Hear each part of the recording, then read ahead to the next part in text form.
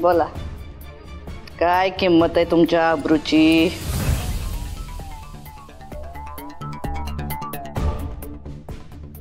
हो, काय बोलता माई साहेब? आणि पैशाने गेलेले आबरू थोडीच परत येणार आहे.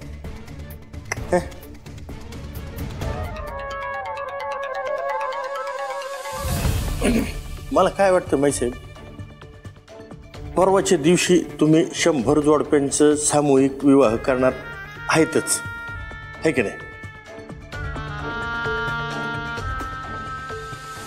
तर 101 असा शुभ आकडा घ्यावा लग्नाचा, आणि 101वं लग्न म्हणजे तुमच्या तेज प्रतापरावांशी आमच्या वैदेहीशी लग्न लावून द्यावं. ए कुत्र्या, काय बोललास रे? काय बोललास? काय बोललास? परत बोल. जीभ हसवून ना हातात देईन परत हा शब्द काढला तर. लायकी आहे का रे तुझी? लायकी आहे का तुझी? कुत्र्यानं ना इमानदारी घराच्या बाहेर दाखवायची असते, घरात घुसायचा प्रयत्न करायचा नाही. काय आमच्या पोराला जावई बनवायला निघालास? कोण आहे तुझी पोरगी? आहे कोण? राजकुमारी आहे, हिमगौरी आहे, सिंड्रेला आहे? कोण आहे? कोणती? साहेब मी फक्त कुत्र्या, पायताण आहेस तू, पायताण. पायातच राहायचं. मला वाटलं 2-4 पैशाचं तुकडं तुझ्यावर फेकलं तर एक कुत्र जरा गप्प बसेल, विषय संपेल इकडेच. पण नाही, सासरं व्हायचंय तुला आमच्या मुलाचं. एवढी मोठी स्वप्न बघा. लायकीत राहायचं.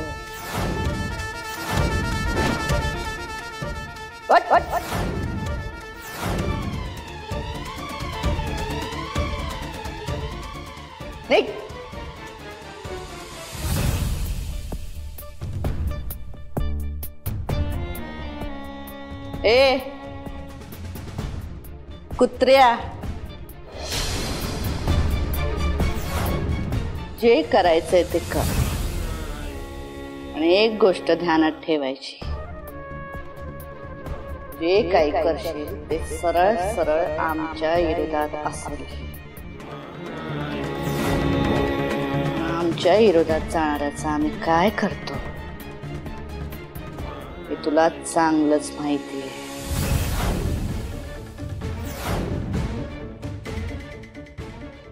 आजवर जो आम्हाला नडला त्याला आम्ही कितीदा गाडला.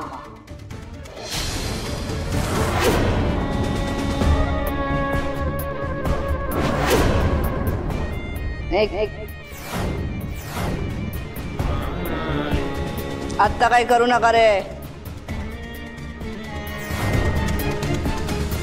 सांगू तेव्हा करा.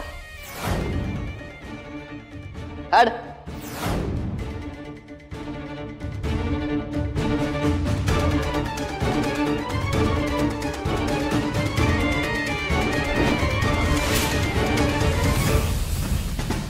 थंडर, मला आत्ताच्या आत्ता हानकीवाडीला भेटायला जायचंय.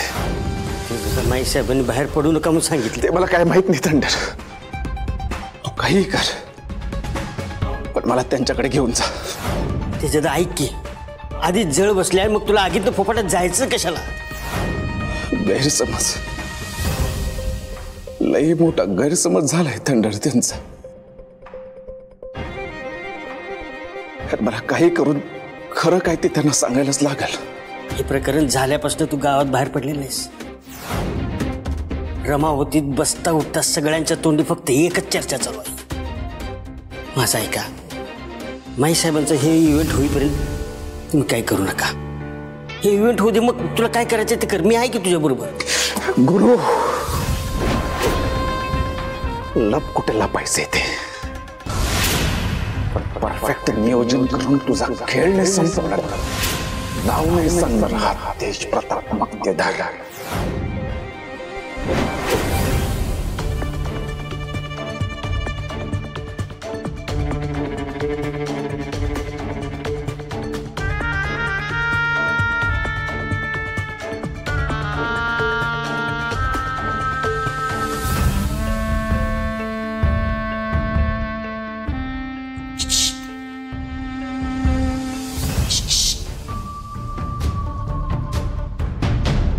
धनाजीराव,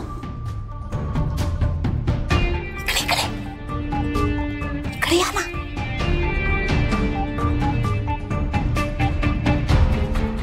अहो अक्कासाहेब, तुम्ही काय म्हणा होता मला ना, तर हे आतमध्ये या घरातल्या भिंतींना सुद्धा कान आहेत. घराच्या मागच्या बाजूला बैठक आहे, तिथं बोलूया. थांबा तिकडे.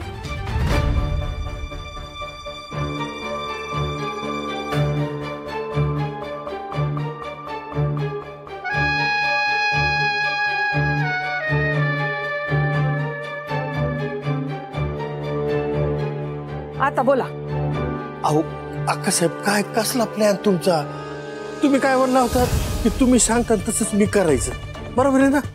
अहो मी तसंच केलं, तुम्ही सांगितलं तसं. काय झालं, सगळं मुसळ केरात.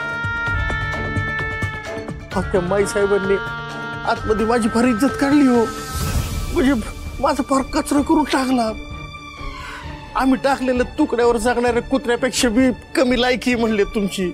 फार कचरा केला, वर धमकी बी दिली. आकासाहेब, माझा जीव जातोय, तुम्ही हसताय. तुम्हाला शिकार नाही दाखवली तर तुम्ही बाणपण मारलात. म्हणजे काय? पहिल्याच भेटीत माई समोर तेजा आणि वैदेहीच्या लग्नाचा प्रस्ताव मांडणार तर ती काय वा चांगलंय असं म्हणून आनंदाने तुमचं कौतुक करणार आहे.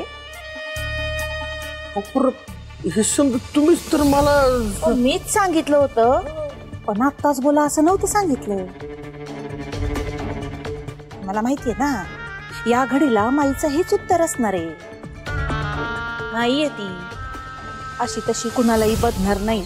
हे तुमचं म्हणणं झालं हो, पण घडलं ते समजा वेगळंच होतं.